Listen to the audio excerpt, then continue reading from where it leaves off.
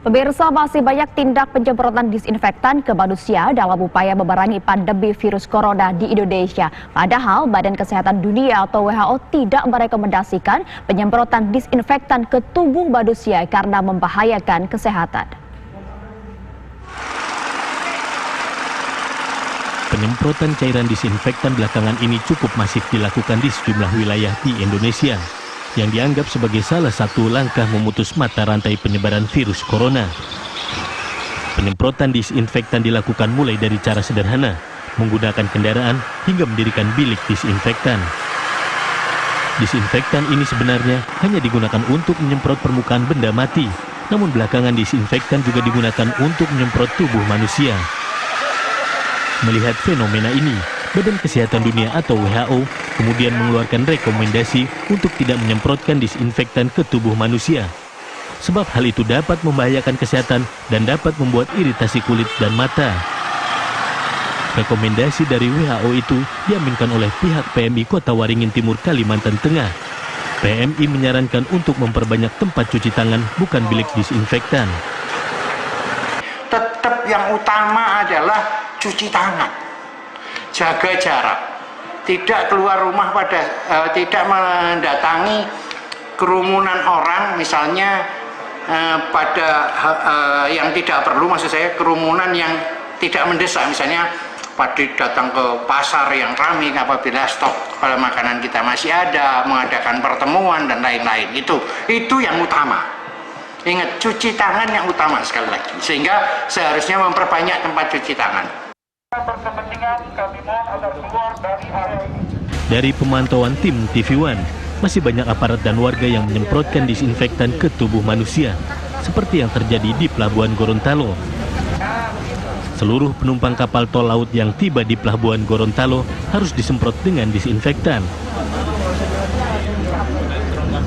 Sama halnya dengan warga di lingkungan Simboro Pantai di Mamuju, Sulawesi Barat. Tiap warga yang datang harus disemprot dengan cairan disinfektan sebelum masuk ke pemukiman mereka. Namun bukan berarti penyemprotan disinfektan tidak perlu. Penyemprotan disinfektan ke benda-benda yang sering disentuh manusia adalah cara yang efektif dalam mematikan bakteri dan virus, termasuk virus corona atau COVID-19. Tim TV One mengabarkan.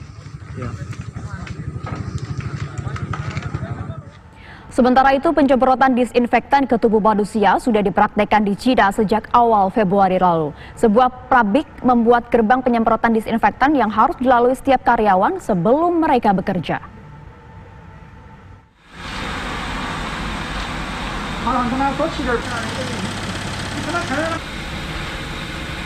Inilah mesin disinfektan yang digunakan sebuah pabrik di Chongqing, wilayah barat daya Cina. Mesin ini akan mensucikan setiap karyawan yang datang sebelum masuk ke ruang kerja.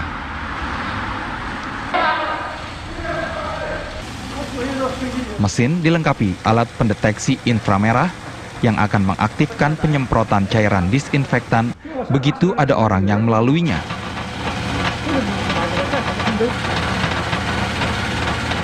Penyemprotan cairan disinfektan medis berlangsung 10 hingga 20 detik.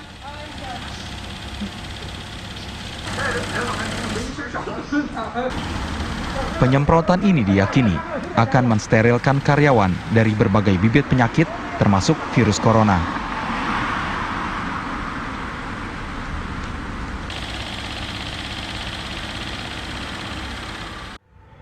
Penggunaan cairan disinfektan marak lantaran disebut-sebut bisa membunuh virus corona. Namun, belakangan sejumlah ahli kesehatan menyatakan cairan disinfektan tidak bisa disemprotkan secara sembarangan.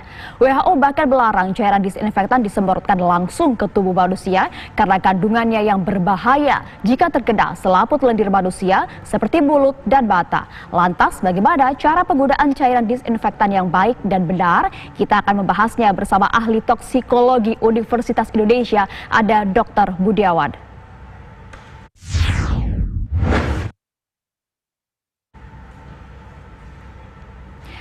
Dokter, sebenarnya seperti apa sih penggunaan cairan disinfektan ini yang benar? Baik, terima kasih. Selamat siang. pada dasarnya cara yang baik dan benar ini adalah bahwa manusia dalam pengertian memang tidak boleh kontak langsung dengan bahan kimia yang terkandung di sananya. Tetapi penggunaan desinfektan tetap perlu itu. Karena memang desinfektan itu kan untuk membunuh mikroorganisme ataupun katakanlah virus gitu dalam konteks ini yang ada dalam permukaan yang keras seperti misalnya ada dalam pipa, dalam ya kita katakanlah misalnya dalam tas atau kulit atau juga bahkan dalam pakaian atau baju dan sebagainya. Jadi desinfektan itu memang dikhususkan untuk virus yang ada pada benda-benda mati. Nah caranya bagaimana? Nah ketika orang menggunakan desinfektan ini harus hindarkan jangan sampai ini problemnya di sini lah di masyarakat ini. Jangan sampai itu terhirup atau terminum atau dalam kontak dalam mulut dan juga dalam mata. Itu poinnya di situ.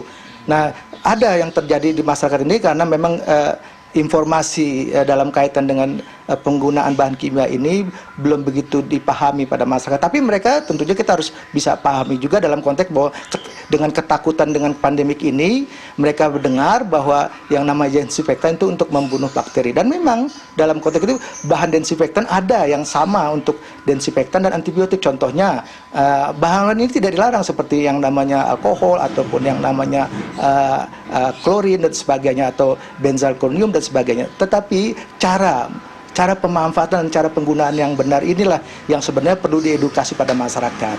Ya, intinya begitu. Jadi dia hindarkan. Jadi tidak seperti orang mandi menggunakan desinfektan, bukan itu. Ya, yang dimaksud cara menggunakannya itu yaitu kalau kita tidak tahu bahwa mungkin saja yang namanya virus ini udah ada atau terletak pada tasnya mereka atau pada jaketnya atau pada bajunya. Dan biasanya dalam hal seperti ini kan kita tentunya tidak menduga seperti itu. Nah, pemikiran masyarakat dalam konteks ini bisa dipahami, kemudian dilakukanlah mereka yang namanya desinfektan. Tapi caranya, ya itu saya melihat misalnya menggunakan chamber tertutup dan sebagainya, ya itu kurang tepat. Tetapi poinnya adalah hindarkan penggunaan desinfektan itu, jangan sampai kontak pada tubuh yang dalam hal ini bagian yang memungkinkan itu mulut, ya terinhalasi, terhirup atau terkena mata. Itu poinnya di situ.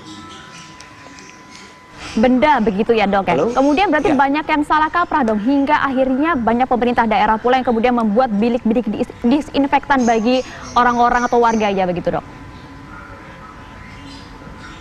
Jadi begini, pembuatan bilik itu yang dimaksud loh ya tentunya bukan bilik, kalau kita bicara dalam contoh bilik yang artinya biasa di misalnya di lembaga-lembaga penelitian yang menggunakan virologi lah, lembaga virologi, ya mereka ada memang suatu bilik desinfektan, tetapi itu yang bersangkutan itu memang sudah dilindungi dulu dengan suatu pakaian khusus dan juga bagian-bagian wajah atau muka atau mulutnya itu sudah terlindungi. Tetapi bahan desinfektan itu sebenarnya WHO tidak melarang, bahan desinfektan tidak melarang, tapi tata cara penggunaannya, ya. Dan ini yang harus diberikan pengetahuan dan kesadaran, dan juga dalam hal ini pihak berwajib memberikan komunikasi yang baik bahwa bukan melarang seperti itu saja, tapi ada suatu penjelasan-penjelasan, ya, sehingga tata cara penggunaannya pun bisa diminimalkan resiko itu. Kenapa?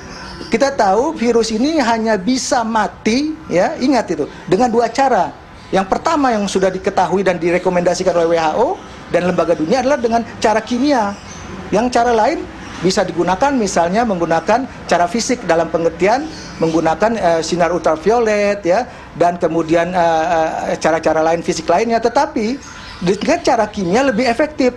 Kenapa? Karena memang dia kerjanya sebagai desinfektan itu menghancurkan atau mendegradasi yang namanya virus, ya, dan kemudian mematikan, dan itu hanya bahan kimia, ya. Nah, kalau dalam posisi keadaan darurat seperti ini kalau dilarang sama sekali, aneh juga. Itu yang saya katakan bahwa desinfektan itu harus ada. Kita tidak tahu apakah virus itu ada menempel di baju seseorang atau di jaket atau di tas seseorang, dan kemudian dia tidak sadar dia pulang, ya, dan kemudian tidak tahu bahwa terkontaminasi. Dan ingat, virus itu masih punya waktu juga untuk dia bertahan.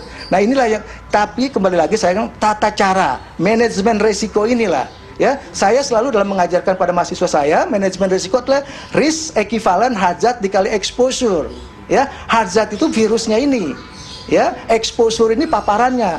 Nah, kalau kita bisa matikan hazardnya, itu lebih baik, yaitu dengan cara-cara tadi. Kalau tidak bisa, kalau itu ada jauhi kontak, exposure. Nah, makanya ada distance, ya, social distancing. Ada yang namanya physical distancing. Itu cara-cara, ya. Tetapi sumbernya adalah virusnya tadi. Nah, mematikan itu memang dengan cara kimia atau dengan cara fisik. Itu yang saya maksud, ya. Nah, ini salah kaprah yang selama ini terjadi sehingga terjadi kisruh, penentangan, dan masyarakat jadi bingung, gitu. Ya, Dokter Budiawan, jadi sebenarnya masih diperlukan, masih dibutuhkan, tapi dengan tata cara yang benar dan juga baik. Nah, kemudian apa dampaknya bagi seseorang yang seringkali begitu terpapar oleh disinfektan, dokter? Ya, itu ya, menurut studi kohort memang ada potensi risiko. Kita tahu apapun yang namanya bahan kimia pada dasarnya memiliki sifat bahaya. Itu pasti. Siapapun kita memahami itu. Contohnya misalnya sebut sajalah klorin. Ya, persis dia punya sifat iritasi. Itu memang sifat hakiki, sifat intrinsik bahan kimia itu. Sebut saja misalnya pestisida juga sama.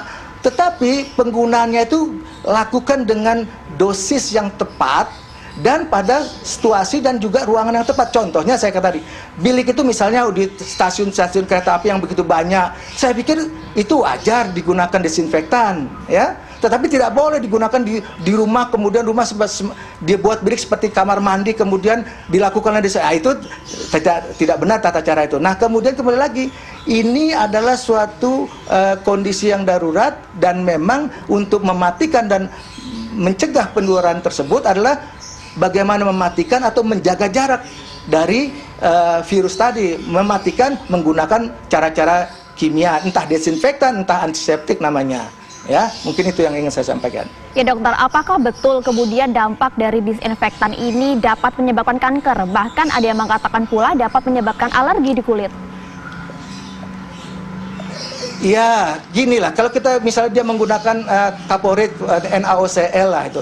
Ya dulu kan kita kalau di kolam renang apakah tidak pakai NaOCl itu? Pakai kan dia kaporit, dan kita menggunakan kan merasa iritasi. Karena tadi saya katakan pada dasarnya bahan kimia memiliki sifat bahaya. Tetapi yang terpenting bagaimana memanage pemanfaatan itu dengan baik dan benar. Dan memang harus diberikan pedoman dalam guidance para ahli yang mampu dan bisa memahami itu, sehingga masyarakat tidak salah kaprah dalam konteks. Kalau dikatakan bahayanya, jelas yang namanya NaOCl itu bisa menyebabkan iritasi.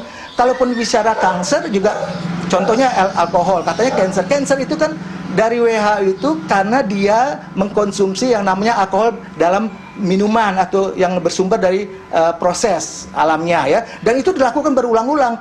Orang yang mengkonsumsi alkohol berulang-ulang, ya, dan itu juga tentunya sesuatu yang tidak benar, ya. Itu jadi kalau berpotensi bahwa itu jangka panjang bisa saja, tapi tentunya dalam kasus ini saya yakin kita juga akan berakhir pada fase tertentu. Nah, ini kembali lagi, ini dalam keadaan darurat. Menurut istilah manajemen risiko itu ada risk and benefit, ya, yaitu kita harus lihat mana manfaat, mana risiko. Ini yang harus kita jelaskan kepada masyarakat. Baik, Dokter Budiawan, jadi sebenarnya seperti apa agar masyarakat ini tidak salah kaprah? Himbauan kepada masyarakat yang kemudian harus menggunakan bilik disinfektan ini, himbauannya seperti apa, dokter? Oke, himbauannya adalah ketika dia dilakukan desinfektan, tentunya lindungi tubuh kita, ya, dari kontak yang namanya desinfektan tadi, ya. Pakaian, misalnya pakai masker, pakai tentunya pelindung rambut dan sebagainya, atau dengan kata hanya bagian-bagian yang tadi saya katakan, bagian yang ada dalam, bukan tubuhnya. Jelas WHO juga tidak merekomendasikan itu, artinya pada jaketnya, pada pakaiannya, dan juga pembuatan desinfektannya harus mengikuti aturan. Misalnya jangan pakai NaOCl beli di pasaran yang mungkin kandungannya 5%. Ya tentunya itu terlampau berlebihan, 5000 ppm namanya, ya. Nah, lakukan pengenceran. Ada di guidance-nya itu kira-kira sekitar 0,5 atau 0,2 ppm ya, atau 0,02% ya. Nah, ini tentunya sesuatu yang sudah diketahui, walaupun tentunya efektivitasnya dipertanyakan, tapi tentunya dia jauh lebih baik ketimbang kalau orang tidak terduga terkena virus ini tanpa ada upaya. Itu yang saya maksud. Jadi kembali itu yang perlu disampaikan kepada masyarakat. Baik, terima kasih banyak Dr. Budiawan, ahli toksikologi Universitas Indonesia telah menjelaskan bersama kami secara detail terkait dengan bahaya disinfektan.